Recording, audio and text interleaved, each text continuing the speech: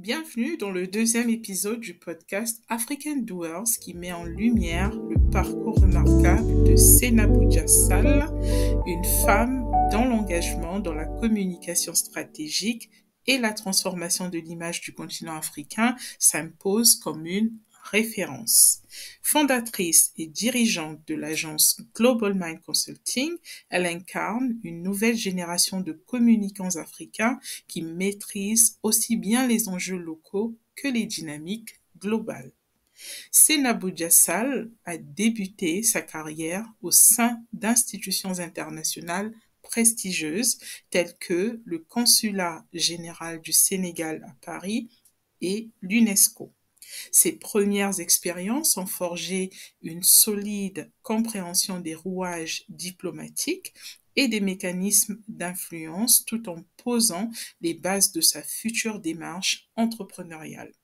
Convaincue que l'Afrique devait reprendre le contrôle de sa narration, elle fonde en 2013 à Libreville au Gabon l'agence Global Mind Consulting qu'elle étend ensuite à Dakar en 2019.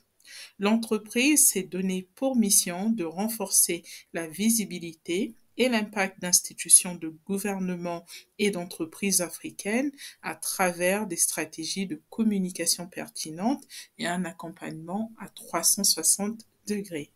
En l'espace de plus de 10 ans, Global Mind Consulting s'est imposé comme un acteur majeur dans le secteur des relations publiques sur le continent, opérant depuis 2 pôles régionaux en Afrique centrale et en Afrique de l'Ouest. L'agence développe des approches sur mesure pour ses clients, qu'il s'agisse de formation, de gestion de projets complexes, de pilotage d'événements à l'international ou de communication de crise. Cette exigence dont fait montre Seynabou montre aujourd'hui l'excellence en fait sur laquelle elle s'appuie, sur une compréhension fine des écosystèmes locaux et une capacité à aligner les projets sur des standards internationaux.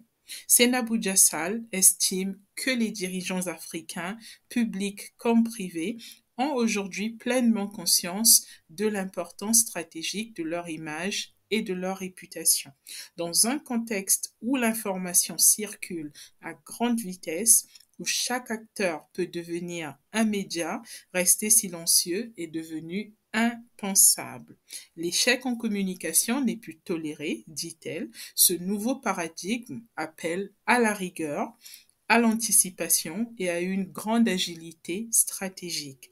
L'agence qu'elle dirige se positionne comme un levier de transformation à la fois opérationnel et visionnaire. Un autre axe fort du positionnement de Seynabou réside dans son plaidoyer en faveur d'une collaboration accrue entre l'Afrique francophone et l'Afrique anglophone. Elle identifie un retard structurel dans les écosystèmes francophones, notamment en matière de maturité du marché de la communication, mais elle demeure résolument optimiste. Selon elle, seule une synergie réelle entre les professionnels de ces deux sphères permettra de maximiser l'impact du continent à l'échelle mondiale. Cette complémentarité peut se matérialiser à travers des projets et aussi à travers des dynamiques transfrontalières, le partage d'expertise et la constitution de réseaux d'influence multilingues et interculturels. Dans la dynamique de la zone de libre-échange continentale africaine, en sigle ZLECAf, de telles alliances deviennent indispensables. Parmi les nombreux défis auxquels elle a été confrontée, Seynabou cite notamment l'organisation d'un événement stratégique au Rwanda, à distance de ces deux hubs.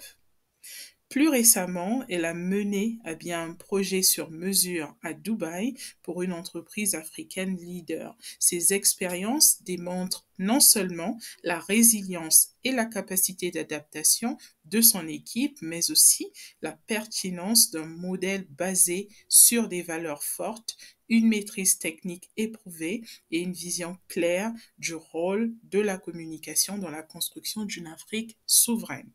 Enfin, son message à destination des jeunes professionnels du secteur est sans équivoque. Se former continuellement, rester curieux, s'impliquer avec passion et ne jamais sous-estimer le pouvoir de l'image dans la structuration des identités et des opportunités. Dans un monde où les perceptions peuvent façonner les réalités économiques et politiques, maîtriser l'art de la communication devient un outil de transformation collective. Ce deuxième épisode du podcast African Doers rend hommage à une actrice discrète mais influente de l'écosystème africain. À travers son parcours, c'est toute une philosophie de leadership par la communication qui se dessine, exigeante, ancrée, professionnelle, visionnaire. Cette émission a été présentée par Vénitia Guinaud pour le compte de l'African Doers Council et de Tropics Magazine, en prélude à la publication du 10e classement annuel des Top 700 African Doers de 2025. Souhaitez-vous que je vous partage d'autres profils? Eh bien, n'hésitez pas à nous faire parvenir vos profils afin que nous puissions en parler également prochainement. Merci et à très bientôt.